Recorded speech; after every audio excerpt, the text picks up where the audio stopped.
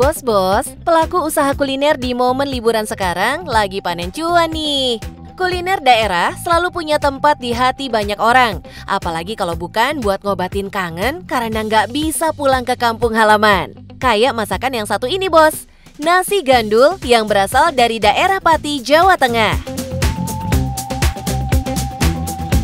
Di Jakarta, bisa nih cobain nasi gandul harmonis di kawasan Condet, Kramat Jati, Jakarta Timur. Ini tuh bisnis kuliner milik pelawak legend Po Ati dan anaknya Mira Sanwitana. Langsung aja kita kepoin yuk bos. Hai bos, terima kasih loh udah datang ke warung nasi gandul harmonis.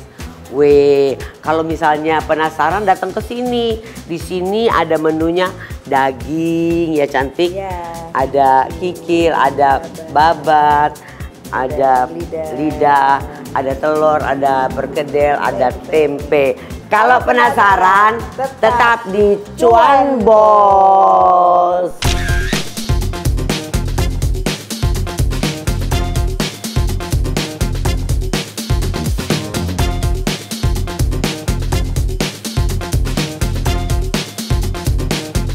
Bos, untuk bisnis kuliner, biasanya orang akan pilih masakan yang sesuai dengan asal daerahnya. Tapi berbeda dengan Po Ati nih. Meski asli dari Betawi, Doi malah punya ide buat buka usaha kuliner makanan Jawa Tengah. Gimana ceritanya tuh, Po? Saya belajar internal juga dong kayak Jadi apa salahnya mencoba di lingkungan sini nih kan makanan banyak ya resto ya, tapi kebanyakan dari Timur Tengah. Jadi kalau yang dari makanan khas daerah itu jarang. Gitu. Alhamdulillah kita berunding dan mama dan dengan suami, asalnya kita buka usaha, buka makanan, warung, di mana makanan itu khas dari Jawa Tengah. Untuk menghadirkan rasa nasi gandul yang otentik, Po Ati sampai mendatangkan bahan hingga juru masak langsung dari Pati loh. Po Ati dan sang anak memang seserius itu membangun bisnis kulinernya. Makanya usahanya awet dari pertama kali dibuka saat pandemi lalu. Kita sama-sama belajar ya, sebenarnya cuma memang dari niat gitu. Kalau background saya justru bukan pembisnis sebenarnya, saya orang medis sebenarnya. Mama artis gitu kan. Kita ya bicara, ayo mah gimana ya? Coba-coba. Usaha coba-coba. Awal kan memang mencoba untuk baik. Pertama itu kita waktu itu pengen membuka lapangan kerja di daerah sini, sini. Pandemi waktu itu ya, jadi banyak orang kena PHK. Nganggur. Kita mencoba, ya masalahnya tapi alhamdulillah sampai hari ini bisa. Di balik terkenalnya Doi sebagai publik figur, Po Ati sudah menyiapkan usaha ini jauh-jauh hari. Salah satunya untuk jaga-jaga kalau tidak aktif lagi cari cuan di entertain bos. Warung makan nasi gandulnya ini juga jadi lebih spesial buat Po Ati karena dibangun bersama sang anak dan mantu. Ya alasannya kalau kayak anak kan harus disupport ya supaya alhamdulillah maju ya, walaupun baru 1 tahun di sini ya sayang ya maju. Dan di sini bukan cuman nasi gandul aja, tapi ada ayam juga ya sayang ya. Ada ayam goreng Pak War, namanya mantu namanya Wardoyo, jadi ayam gorengnya Pak War. Nasi gandul menjadi kuliner yang wajib disantap saat sedulur berkunjung ke Pati. Nasi gandul ini biasanya disajikan dengan kuah santan gurih dan pilihan lauk yang banyak. Semakin unik dan khas karena dihidangkan dengan alas daun pisang. Membuat aroma dan rasa nasi gandulnya semakin sedap bos. Semua lauk ini akan dipotong kecil-kecil dan ditaruh di atas nasi dan siram dengan kuah santan yang gurih. Nah, kuahnya ini dibuat dari santan kental yang dimasak bersama aneka bumbu seperti bawang, lengkuas, jahe, dan kemiri. Tambahan kacang goreng yang dihaluskan bikin rasanya semakin unik bos. Intinya mah, buat Po Ati, semua menu yang ada harus disesuaikan dengan daerah asalnya bos. Baik dari segi bahan, cara memasak, dan cita rasanya bos. Semua dilakukan, apalagi kalau bukan untuk menjaga kualitas bos, supaya pelanggan puas dan bakal balik lagi deh ke restonya ini. Pagi selalu sebelum dihidangkan Saya minta memang setiap hari harus sama itu rasa. Kadang-kadang yang masuk lagi agak gimana kan rasa juga mempengaruhi ya. Iya. Kita suka merasa pagi itu sebelum ini kita makan dulu. Nah, biar makin cuan, ada olahan ayam Pak War yang punya rasa spesial. Dengan 2 pilihan, dibakar atau digoreng, ayamnya sudah diungkep dengan bumbu rempah racikan sendiri. Karena dari Jawa mungkin jadi ada sedikit manisnya, tapi rasanya best. Bos, makin banyak pilihan menu yang ditawarkan, jelas jadi cara Mpok Ati untuk menggayat pasar yang lebih luas. Resto ini pun jadi ramai didatangi pengunjung. Gak cuma dari kalangan artis, tapi juga para fans yang mau jumpa dan foto bareng Mpok Ati. Kalau buat harga sih udah menyasar ke semua kalangan banget nih bos, alias terjangkau. Kalau misalnya nasi sama kuahnya, tambah kerupuk. Nasi sama kuahnya itu 8.000, sama kerupuknya 1.000 jadi 9.000. Kalau sama kuah doang loh ya. Tapi kalau sama topping-toppingnya tergantung toppingnya mau apa aja. Dari Mpok Ati kita bisa belajar kalau ide bisnis bisa datang dari orang terdekat. Termasuk mulai dari bantu usaha anak dan mantu kayak Mpok Ati nih bos. Buka usaha itu nggak usah takut. Yang penting kita emang harus modalnya nekat. Iya, betul. Dan harus percaya diri. Kalau sudah usaha dijalankan, rasa itu harus dijaga mah. Betul. Pelayanan, betul. Kualitas semua tempat harus bersih. Bersih, betul. Dan ke customer harus seakan-akan itu teman. Betul. Ya, kembali dan kembali. Iya. Yang penting cuan, bos.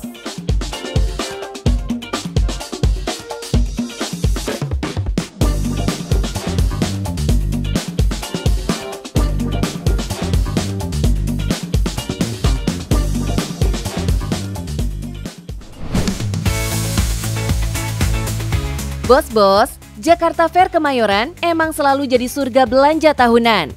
Dari produk kuliner, produk lokal yang kece, sampai barang-barang limited edition dengan promo berlimpah. Semuanya ngumpul di satu tempat. Eits, tapi nggak semua orang bisa datang langsung. Nah, disinilah peluang cuan muncul. Bukan dengan buka booth, bukan juga jualan langsung, tapi dengan menghadirkan just tip alias jasa titip. Nah, langsung aja deh kita kenalan bos sama salah satu pejuang cuan yang tiap tahun memanfaatkan momen pameran multiproduk terbesar dan terlama di Asia Tenggara ini. Halo bos, aku Fitri dari Dia Serpong. Aku lagi ada di PRJ Kemayoran nih, beliin barang just tipan para customer aku. Ayo bos, mau ikutan jalan-jalan lagi sama aku bos? Tetap di Cuan bos!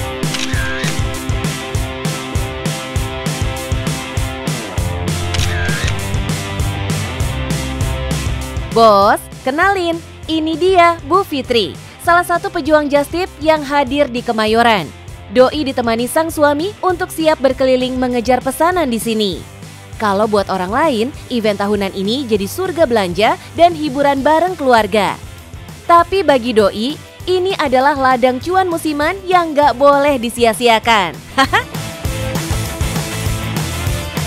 Banyak sih yang cerita sama aku karena satu, bensin ya, biaya parkir, uang masuknya.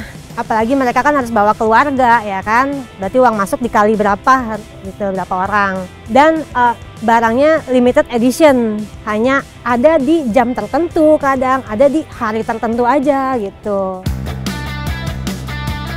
Wih, usaha just tip itu bukan sekedar titip beli aja bos. Doi tahu betul barang-barang limited dan viral di Jakarta Fair itu rebutan. Makanya Doi sampai harus datang lebih awal dari siapapun. Bahkan sebelum gerbang pengunjung dibuka tuh. Bawa catatan pesanan, siap dengan troli dan tas gede, sampai nyusun strategi buat muterin booth incaran. Tas-tas jumbo tuh yang lagi viral itu limited edition banget, emang susah banget nyarinya. Aku datang awal masuk pun belum tentu dapet. Iya, susah banget. Dari yang ngantri produk edisi terbatas, rebutan diskon kilat, sampai hunting barang yang cuma dijual saat hari itu aja. Semua dilakuin demi satu kata, kepercayaan pelanggan. Bos, kadang hidup emang suka nggak ramah. Sebagai seorang perintis di dunia usaha just tip ini, Doi pernah jatuh, bahkan nyaris nyerah loh. Sebelumnya aku ada usaha grosir tas, itu pas 2017 itu usahanya drop. Jadi aku sama suami nggak punya usaha dan kita punya 3 anak yang harus disekolahin, kasih makan kan.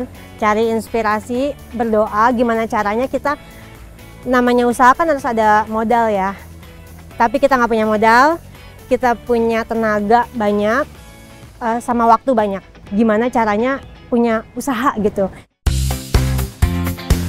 Jadi ingat ya bos, di balik keterpurukan selalu ada kesempatan. Tinggal kita mau gerak.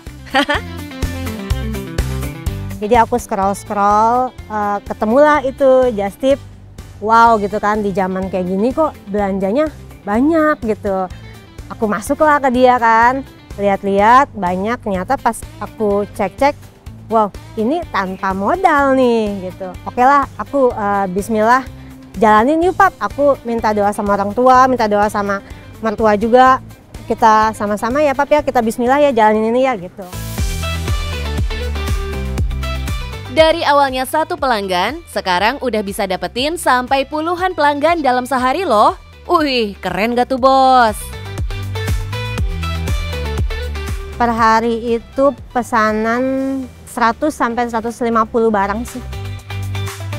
Biar nggak rugi, just tip yang dijalankan Bu Fitri ini jelas mengharuskan calon pelanggan jasanya ini menyelesaikan transaksi pembayaran terlebih dulu nih bos. Jangan lupakan effort, antrian, dan seberapa langka barang, karena berpengaruh ke nilai jasanya bos. Jasanya itu dari 10-20% sih. Kecuali untuk barang-barang limited edition ya, yang emang susah banget, itu bisa 100%. Event Jakarta Fair atau lebih dikenal dengan PRJ ini buka setiap hari selama hampir 1 bulan. Selain merayakan HUT DKI Jakarta, juga bertepatan dengan momen libur sekolah. Oh iya, Doi nggak mesti datang ke PRJ setiap hari nih bos. Biasanya, waktu selingan ini dimanfaatkan Doi bersama sang suami untuk mengemas hasil belanjaan untuk dikirimkan ke pelanggan just tip yang sudah menunggu barang titipannya tuh. Oh iya, kalau mau pesan gimana caranya nih? Coba kita tanya aja langsung ya bos. Kalau sekarang aku buka di grup WhatsApp, di Instagram juga aku sebarin nomor WhatsApp aku di situ. Jadi mereka tinggal masuk grup atau tinggal pesan di WhatsApp aku aja. Sekarang jelas, just tipnya ini bukan cuma ladang buat cari cuan, tapi juga bantu orang lain dapat barang impian mereka tuh. Nah bos, yang terpenting dalam bisnis kita harus pintar melihat peluang. Yang menariknya dalam bisnis just tip ini tanpa perlu modal banyak. Yang penting cuan bos.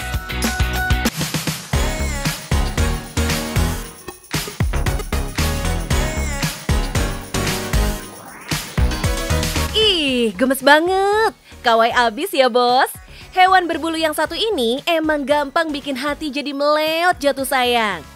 Udah lucu, mukanya gemes, enak banget dielus dan dipeluk. Terus nggak berisik pula.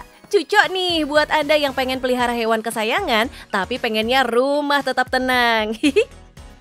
Bos, kalau ukurannya mini gini sih emang imut ya. Tapi gimana kalau si kelinci badannya raksasa? Masih kelihatan imut nggak ya? Jangan salah bos, yang raksasa bukan cuma badannya, tapi juga cuannya. Iya, si kelinci bongsor ini harganya selangit bos, dan peminatnya banyak banget. Kita kenalan yuk sama Kang BA, yang sukses mendulang cuan dari hasil budidaya kelinci raksasanya.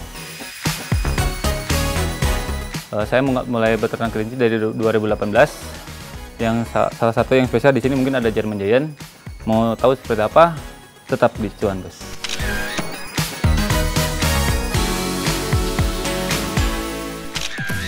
Oh, sesuai namanya, German Giant. Kelinci ini bisa tumbuh meraksasa sampai punya panjang badan 70 cm dan bobotnya nyampe 12 kg, bos. Wih, kelinci seukuran anjing nih, bos. Hihi. Kalau dijajarin sama kelinci biasa, bakal kelihatan banget nih beda ukurannya. Mulai dari badannya, kaki, sampai telinganya. Lebih besar 3 hingga 4 kali lipat, bos. Hihihi, beneran giant ya kamu, Bani. Nah, uniknya, si bongsor ini banyak banget penggemarnya, bos.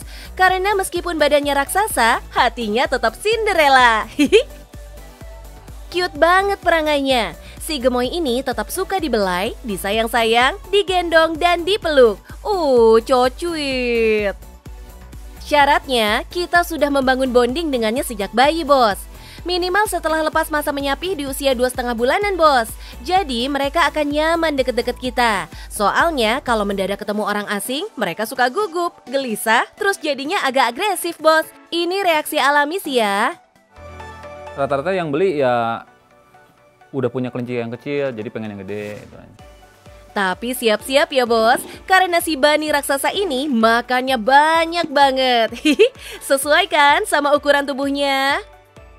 Sehari nih bisa habis sampai setengah kilo pelet, bos. 2 kali lipat lebih banyak daripada kelinci biasa yang rata-rata porsinya cuma 200-an gram per hari. Nah, perawatannya juga nggak jauh beda dengan kelinci biasa, bos. Mereka penyuka kebersihan, jadi kandangnya kudu clean tiap hari ya. Apalagi si giant ini kelihatannya doang garang dan sangar karena badannya gede. Aslinya mah mereka rapuh, bos. Kayak kita.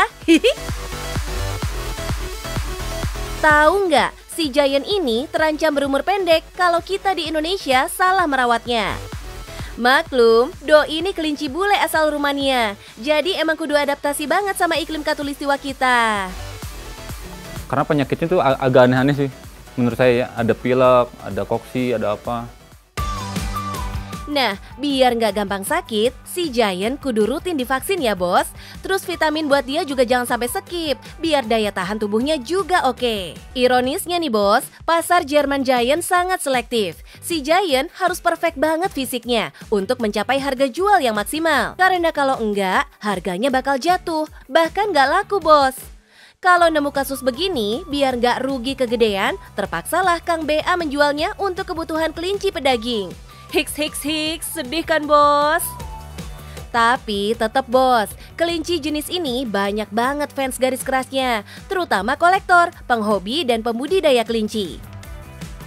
Buktinya, angka penjualannya terbilang paling tinggi dibanding kelinci jenis lain, bos. Padahal harga per ekornya mahal loh, bos, antara 3 sampai 10 jutaan. Wih, kelinci sultan ini mah. Nah, kalau bos masih pikir-pikir mau pelihara kelinci segede gaban ini, Kang BA juga punya banyak kelinci lainnya. Nih, salah satunya, si Fazilop yang bulunya gondrong cantik banget. Kelinci-kelinci ini nih, ratunya lomba karena tampilannya yang menawan, bos. Beda banget sama si giant yang lasak parah. Aktif banget dia, bos. Jadi agak PR ya kalau mau dimandiin segala. Tapi kalau kandangnya bersih, mereka bisa kok membersihkan dirinya sendiri, bos. Bos, ngomong-ngomong masalah budidaya, ternyata bisa dipelajari siapa aja loh, bos. Kayak Kang BA nih, sebenarnya latar belakangnya adalah orang pariwisata. Tapi hobinya beternak kelinci lah, yang ternyata malah bawa hoki. Padahal ini cuma hobi sampingan loh, bos. Oh, sih nggak tentu sih kalau yang ini sih. Soalnya kan hitungan panennya kan nggak bisa kayak ayam gitu kan, 40 hari panen. Kalau yang gini ya tergantung dia birahinya kan. Tapi kalau rata-rata dapatlah 10 sampai 20 per bulan. Beuh, kalau sampingannya segini sih, siapa yang gak mau ya? Nah, namanya budidaya, modal utamanya ilmu, bos. Kudu rajin menggali pengetahuan. Gimana cara beternak yang baik dan benar, biar hasilnya maksimal dan mengurangi resiko gagal, bos. Meskipun bisnis ini sampingan, tapi cuannya menggiurkan. Oke, yang penting cuan, bos.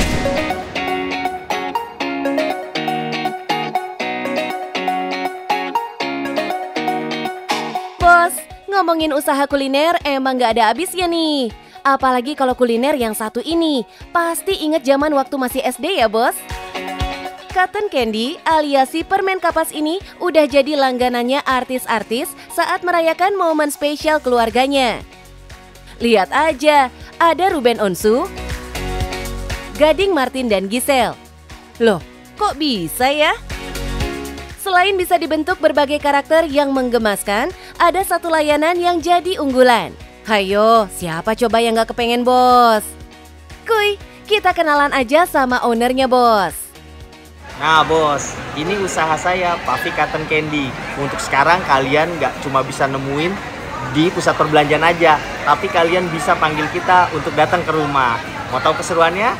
Ikutin terus di Cuan Bos.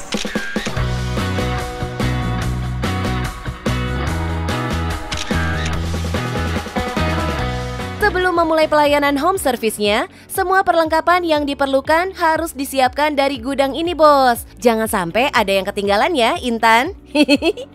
Kak, apa aja sih yang mesti dibawa? Kalau untuk dibawa, ini kita bakalan bawa boot sama peralatannya. Mungkin kita siap-siap aja kali ya sekarang ya untuk bawa, karena kan kayaknya acaranya dikit lagi nih, jadi kita bisa langsung jalan ya. Tanpa perlu sewa tempat jualan, jasa layanan home service ini cukup menyiapkan ruangan kosong untuk menyimpan berbagai peralatan yang dibutuhkan bos. Jadi bisa hemat biaya operasional. Dari garasi rumah aja kayaknya bisa nih bos. Jadi kalau misalkan untuk home service ini, saya ngerasanya nih penetrasi ke pasarnya bisa lebih masuk ya. Jadi saya bisa menjangkau customer saya lebih luas nih gitu. Bahkan seperti ada customer yang dengan budgetnya sekian, saya masih bisa kabulkan lah gitu permintaannya mereka seperti apa gitu. Setibanya di lokasi, semua peralatan langsung diturunkan dan lanjut di setup di lokasi pelanggan nih bos. Ayo Kak Intan, langsung bantu menyiapkan semua peralatan boot permen kapasnya ya. Tidak perlu tempat yang luas, cukup area 2x2 meter aja bos. Boot permen kapas ini sudah bisa didirikan. Jeli melihat dan memanfaatkan peluang jadi kunci utama Kiki dalam menjalankan bisnis pelayanan ini bos. Terus kayaknya nih saya ngeliat peluang nih di luar tuh, kayak kan belum ada ya panggilan gulali ke rumah gitu. Sesekali pernah ada yang memanggil customer, akhirnya kayak nih dapet ide juga nih buat buka panggilan ke rumah, baru deh kita lanjutin gitu. Ini dia bahan utama untuk membuat permen kapas. Kiki menggunakan gula pasir premium. Untuk membentuk berbagai karakter yang diinginkan, dibutuhkan teknik pewarnaan gula bos. Hanya bermodal pewarna makanan yang dicampur dengan gula hingga merata. Paket yang ditawarkan itu kita ada 2 ya. Untuk yang pertama itu paket yang 2 juta itu kita dapat paket unlimited karakter sama cup yang 650 ml, itu juga unlimited. Tapi kalau yang 3 jutaan itu sama karakternya unlimited dan ada bucket, bedanya di kemasannya aja, bucketnya 1000 ml gitu. Untuk harga yang ditawarkan jelas menarik tuh bos. Semua jenis karakter bisa di-request unlimited oleh konsumen. Kalau untuk di high season itu kita bisa mungkin sekitar 20 atau 15-an home calling lah ya sebulan. Kadang bisa sampai 1 minggu itu full ya, dari Senin ketemu Minggu itu full kita home service. Kalau dilihat dari bahan bakunya emang mudah ditemuin ya. Tapi bukan hanya rasanya aja yang dinilai, tapi belajar membuat karakter yang sesuai aslinya butuh waktu yang cukup panjang. Kayak Kak Intan nih bos, kira-kira bisa nggak ya berhasil membuat satu karakter yang udah dicontohin sama Kiki tadi? 3 menit itu jadi standar untuk membuat permen kapas karakter. Ini bukan tanpa alasan ya, suhu di luar ruangan seperti ini bisa membuat permen kapas cepat meleleh bos. Makanya biar lebih awet, permen kapas yang sudah jadi lalu dibungkus oleh plastik seperti ini bos untuk menjaga suhunya. Kalau tantangannya ya memang lebih ke brand awareness-nya ya. Jadi kita tantangannya itu gimana memperkenalkan, kan banyak orang tuh melihat gulali atau cotton candy ini kan kayak gulali yang biasa ya, yang tradisional gitu. Nah itu saya tantangannya di situ, gimana mengenalkannya bahwa gulali ini nggak sekedar cuma bentuk gulungan panjang aja nih gitu, bisa berbentuk karakter yang lucu-lucu gitu.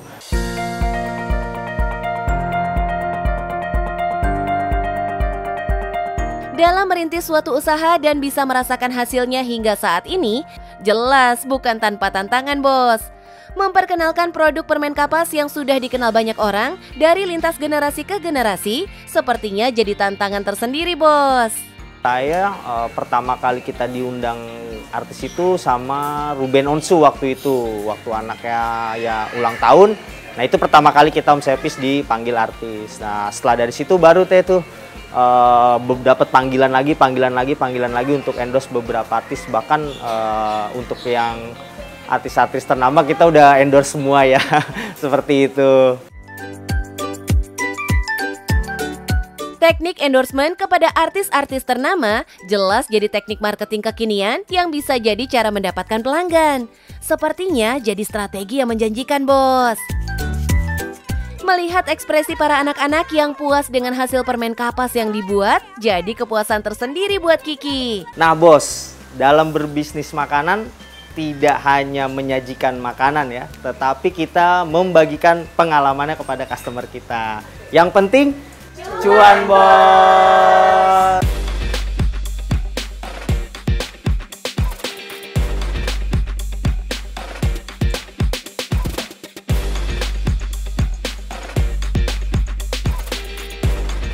Bos, ada yang cuan dari bisnis wisata nih. Min Cuan denger, cuannya bukan cuma di musim liburan aja, tapi juga di hari-hari biasa loh. Belajar nih dari Baloga alias Batu Love Garden yang ada di Batu, Jawa Timur. Mengusung konsep yang berbeda dari bisnis wisata lainnya, pengunjung yang datang bakal disuguhkan taman ala Dubai Miracle Garden loh, Bos. Halo Bos, selamat datang di Batu Love Garden Taman Sejuta Bunga. Anda penasaran ada apa aja di sini? Tetap di Cuan, Bos.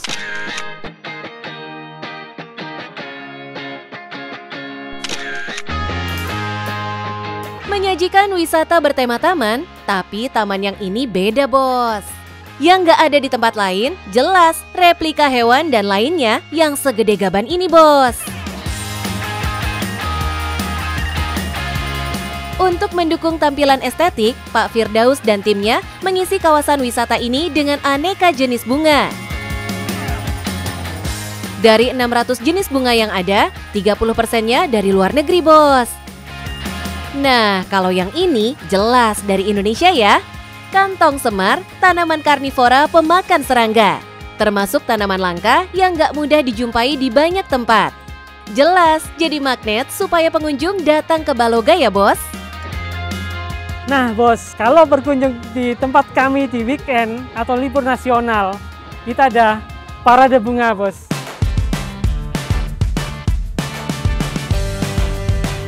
Untuk memperkuat konsep yang dibangun, Pak Firdaus juga menghadirkan parade aneka kendaraan yang dihias dengan aneka bunga. Suasana parade pun jadi semakin meriah dengan kehadiran penari-penari lincah ini, Bos. Nah, uniknya mereka nggak cuma pikirkan strategi buat pengunjung datang di saat weekend atau liburan aja, Bos.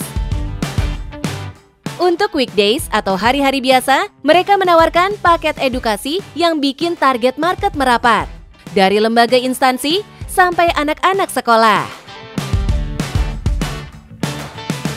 Sekarang ini lagi gencarnya nih, kita lagi mengembangkan paket edukasi karena kita meskipun kita di bidang pertanian, tapi edukasi kita mulai dari hulu ke hilir paket edukasi kita. Mulai dari tanaman, sampai nanti memanennya seperti apa, sampai memprosesnya, sampai ke hasilnya seperti apa. Untuk paket edukasi, ada harga khusus ya, Bos. Jenis paketnya pun bermacam-macam. Kalau kalian kesini cuma untuk liburan, tiket masuknya ramah di kantong, yakni 50.000 saja. Kalau tiket terusan cukup 90.000 saja. Baloga sendiri di awal memang kita fokusnya di taman bunga ya. Jadi kita menyajikan tempat wisata yang hampir semua titik, hampir semua tempat kita ada bunganya.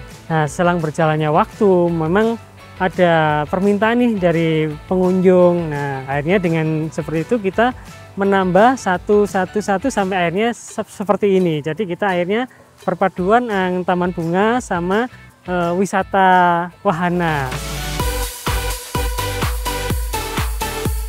Yang awalnya hanya taman, kini berkembang banyak fasilitas dan wahana dari Skywheel, naik unta, keliling naik mobil off-road, dan lainnya bos.